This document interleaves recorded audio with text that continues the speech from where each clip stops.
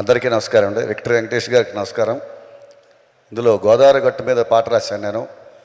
ఇంత huge hit అవుతుందని ఎవరు ఊహించలేదు. అయితే బాగుంటుంది అనుకుంటాం కానీ ఇంత అవుతుందని అనుకోలేదు. నాకు ప్రత్యేకించి ఈ పాట ఎందుకు బాగా గుర్తుండిపోతుందంటే, నాకు గోదావరి అంటే చాలా ఇష్టం. నేను గోదావరి తీరంలో వాడిని. నేను ఒక 25 ఏళ్ల కిందట కవిత రాసుకున్నాను. నా దమనంలో సిరల్లో రక్తం కాదు ప్రవహిస్తోంది గోదావరి నీళ్ళే, నా దేహమంతా గోదావరితో నిండిపోయింది, నా జ్ఞాపకాల్లో గోదావరి ఎప్పుడు ఎగిరిపోను మంచి గంధమే, వాడిపోను పారిజాతమే, నాలాగే నిరాశ ఆవరించిన ఎన్నో ఎదలకి ఆశల రెక్కల్ని కడుతుంది గోదావరి అని ఒక 25 ఏళ్ల కిందట ఆంధ్రభూమిలో రాశాను. సో అలాంటి గోదావరి నాకు తర్ఫీదిచ్చి సాహిత్యం నేర్పి ఆ గౌతమి లైబ్రరీలో కవిత్వం చదువుకొని సాహితీ మూర్తులందరినీ కలుసుకునే అవకాశం ఇచ్చిన గోదావరి ఒక 25 ఏళ్ళ తర్వాత నాకు ఇలా కెరీర్ని ఒక కుదిపేసేంత హిట్ ఇస్తుందని కూడా నేను ఊహించలేదు. నా గోదావరికి సవినయంగా నమస్కారాలు తెలియజేసుకుంటున్నాను. అలాగే నాకు చక్రిని కోల్పోయి నేను 10 ఏళ్ళు అవుతుంది దాదాపు. నాకు బాగా చక్రితోటి దాదాపు 80 సినిమాల ప్రయాణం నాది. ఒకే సంవత్సరం ఒకే నెల పుట్టిన వాళ్ళమే. చక్రి పోయిన తర్వాత చాలా ఒంటరి అయిపోయాను నేను. అంటే రాస్తున్నా కానీ ఒక మనల్ని గుండెకి హత్తుకునే సంగీత దర్శకుడు ఎవరైనా తగిలితే బాగుండు అనుకున్నా. సో దేవుడు వరం ఇచ్చాడు. Bheems, love you Bheems. భీమ్స్ రూపంలో మాకు మళ్ళీ చక్రి లాంటి ఒక కుడి భుజం దొరికింది.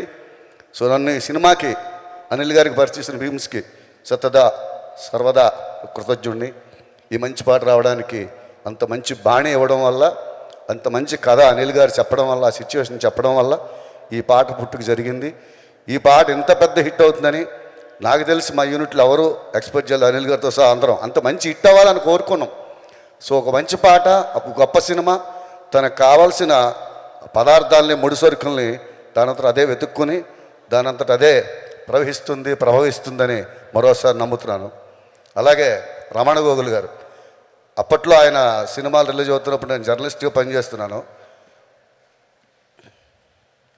రమణ గోగుల్ గారు నేను జర్నలిస్ట్గా పనిచేస్తున్నాను. ఆయన పాటలు చాలా విన్నాను. ఆయన వాయిస్కి నేను మీలాగా చాలామందిలో నేను ఒక అభిమాని.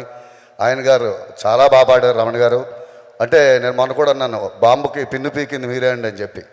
సో అలాగే ఇందులో మొత్తం అందరూ పాడిన ఫిమేల్ సింగర్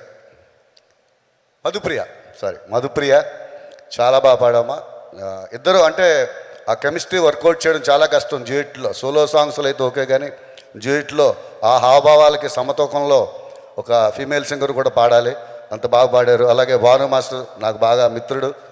భాను మాస్టర్ అంటే పాట ఎలాగైతే నోటికి పాడుకోవడానికి ఈజీగా వచ్చిందో మూమెంట్స్ కూడా అంత సింపుల్గా ఉండబట్టి ఈ పాట ఇంత ప్రజాదరణ పొందిందని నేను నమ్ముతున్నాను. అలాగే దిల్ రాజు గారి కాంబినేషన్ వాళ్ళ బ్యానర్లో నేను బొమ్మరిల్లో బొమ్మను గీస్తే నీలా ఉంది అనే పాట రాశాను.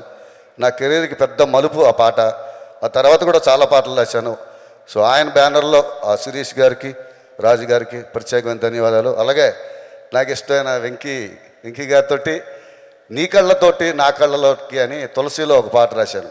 అది కూడా ఒక వైఫ్ అండ్ హస్బెండ్ మధ్య ఒక రొమాన్సే. ఆ తర్వాత మళ్ళీ చాలా కాలం తర్వాత ఈ సాంగ్ రాయడం జరిగింది. ఇందులో నటించిన ఐశ్వర్య గారికి, అలాగే మీనాక్షి గారికి అందరికీ పేరు పేరున కృతజ్ఞత తెలియజేసుకుంటూ, నన్ను బాగా ఇష్టపడి నాకు ఒక బ్రదర్లా చూసుకున్న అనిల్ గారికి ప్రత్యేకించి థ్యాంక్స్ చెప్తున్నాను. ఈ సినిమాకి పనిచేసిన మిగతా టెక్నీషియన్లందరికీ కూడా మనస్ఫూర్తిగా శుభాకాంక్షలు తెలియజేసుకుంటూ, ఇది సాధించబోయే విజయం కోసం ఎదురు చూస్తూ సెలవు తీసుకుంటున్నాను.